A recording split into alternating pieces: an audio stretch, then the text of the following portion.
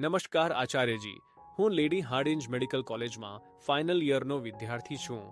તો મારો પ્રશ્ન ચેપ્ટર 67માંથી છે. નામ છે વેન ક્લોઝનેસ બીકમ્સ અ કેજમાંથી છે.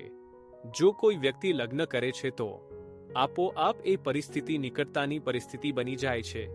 તો એ પરિસ્થિતિને પાંજરું બનતા કેવી રીતે ટાળી શકીએ? ખાસ કરીને જો બીજો પાર્ટનર આધ્યાત્મિકતા કે આવી કોઈ બાબતમાં રસ ન રાખતો હોય તો? જુઓ, આપણે સમજીએ છીએ કે લગ્ન એ સર્વવ્યાપક છે અને લગભગ ફરજિયાત સંસ્થા છે મોટા ભાગના લોકો માટે. તમારે જાતે નક્કી કરવું પડશે કે લગ્ન તમારા માટે શું અર્થ રાખશે. નિકટતા એટલે વળગી રહેવું એ કેમ માનવું જોઈએ? હું પૂછું છું. એ કેમ માપદંડ બની જવું જોઈએ? એનો અર્થ એ કેમ હોવો જોઈએ કે બંને આખો દિવસ એક સાથે જ ચોંટ્યા રહે? સરળ, સીધા અને પ્રેમાળ પ્રોટોકોલ બનાવો.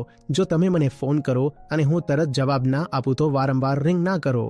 ઓછામાં ઓછો અડધો કલાક તો આપો. શા માટે એ ફરજિયાત હોવું જોઈએ કે બંને હંમેશા એક જ રૂમમાં રહે? શા માટે તે ફરજિયાત હોવું જોઈએ? હું પૂછું છું. સરસ છે, તમે લગ્ન કર્યા છે અને અમે ઈચ્છીએ છીએ કે તમે હંમેશા સુખી દંપતી તરીકે જ રહો. પણ શા માટે? સુખી દંપતીનો અર્થ એવો થાય છે કે તેઓ સતત એકબીજાની શારીરિક નિકટતામાં જ રહે છે. તમે જ્યારે કહો છો કે હું આખો દિવસ સતત તારા વિશે જ વિચાર કરી રહ્યો હતો, જો આવું બની રહ્યું છે તો તે વધારે બીમારીનું સ્વરૂપ બની જાય છે. એનો અર્થ એ થયો કે તમારી પાસે કોઈ અન્ય લિંગ વિશે ભાવનાત્મક, રોમેન્ટિક કે મૂળભૂત રીતે લૈંગિક રીતે વિચારવા સિવાય જીવનમાં કોઈ હેતુપૂર્ણ કામ નથી. સ્પષ્ટ મર્યાદાઓ હોવી જોઈએ. હું ઘણીવાર ડબલ બેડના ખ્યાલ પર જ પ્રશ્ન કરું છું. શા માટે ફરજિયાત હોવું જોઈએ કે સાથે સૂવું જ જોઈએ? જ્યારે વાતાવરણ અનુકૂળ હોય ત્યારે મળો, નહીં તો તમારી પાસે તમારું જીવન છે જીવવા માટે અને તમારો પોતાનો રૂમ છે રહેવા માટે.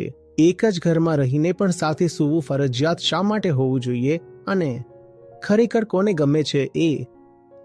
એટલા માટે જ તો પતિ પત્નીના એટલા બધા જોક્સ બને છે, કારણ કે બંને સતત એકબીજાના માથા પર હોય છે, એકબીજા પર વર્ચસ્વ કરવાનો, માલિકી જતાવવાનો, નિયંત્રણ કરવાનો પ્રયાસ કરતા હોય છે. જુઓ, બે માનવો વચ્ચે એકમાત્ર વાસ્તવિક સંબંધ છે મિત્રતા. સ્વીકારી લો ને. મિત્રતા સિવાય બીજો કોઈ સંબંધ ઊંડાણપૂર્વક ન હોય. બીજા સંબંધો અસ્થિર હશે, મોસમી હશે, અને મિત્રો એકબીજાને પૂરતી મોકળાશ આપે છે.